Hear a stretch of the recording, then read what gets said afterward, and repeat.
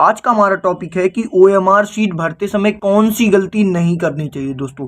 अगर आप ये गलती करते हैं ना, क्योंकि ओएमआर शीट को दोस्तों टीचर नहीं चेक करते हैं, ठीक है, टीचर नहीं चेक करते, ये चेक होती है मशीनों से।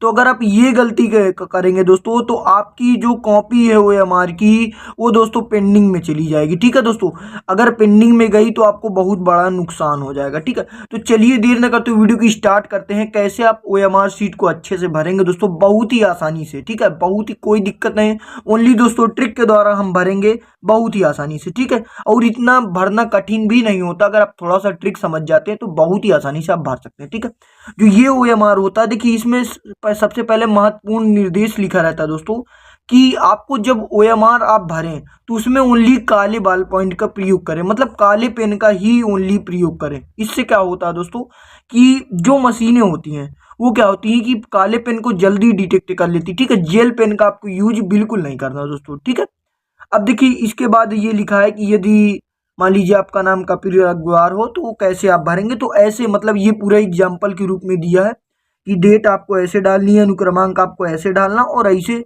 सेम टू सेम लाइन में आपको भरना। ठीक है, और विषय कोड ऐसे डालना, परीक्षा ये होगा। ठीक है, मतलब कहने का मतलब ये है दोस्तों कि ये आपको यहाँ पर एग्जाम्पल के रूप में दिया गया है। ठीक है, अब देखिए दोस्तों आप ओएमआर सीट को कैसे भरेंगे दोस्तों, बहुत ही आसानी से। ठीक है, क्योंकि अगर आप गलती करते हैं तो आपकी बोर्ड एग्जाम के नंबर कट जाएंगे। ठीक है, तो देखिए सबसे पहले दोस्तों आपको क्या करना है, देखिए सबसे पहले दिया रहता है तिथि।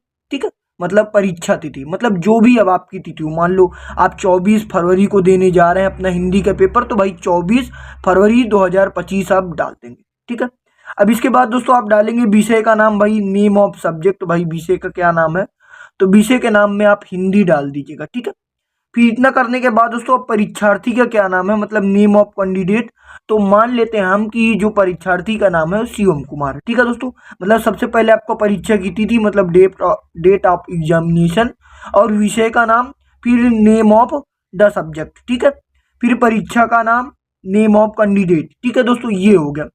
अब देखिए इतना करने के बाद दोस्तों अब आप इतना भर लेते हैं, तो अब इसके बाद क्या होता है, देखिए सबसे पहले आता अनुक्रमांक।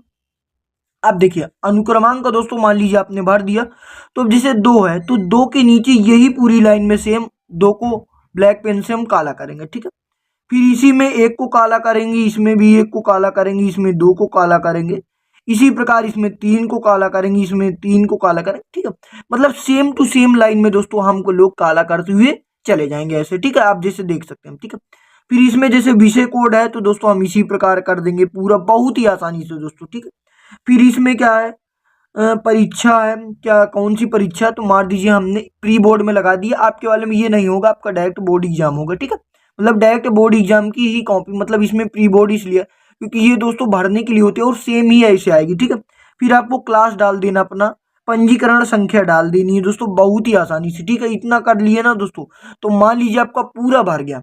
अब इधर से समझिए इसमें अब दोस्तों गलती क्या नहीं करनी। ठीक है, सबसे पहले किस चीजों में आपको ध्यान रखना बहुत ज्यादा जरूरी है, तो सबसे पहले दोस्तों आपको रोल नंबर। ठीक है, रोल नंबर पे दोस्तों आपको ध्यान रखना बहुत ज्यादा जरूरी है कि अगर ये आपका गलत हो गया तो डायरेक्ट भाई आपकी कॉपी सब गड़बड़ हो जाएगा, मतलब पूरा खराब हो जाएगा, मतलब आपकी कॉपी पेंडिंग में चली जाएगी। ठीक है दोस्तों, फिर इसके बाद क्या मेन इंपॉर्टेंट है, कक्षा, भाई कक्षा बहुत ध्यान से डालिएगा।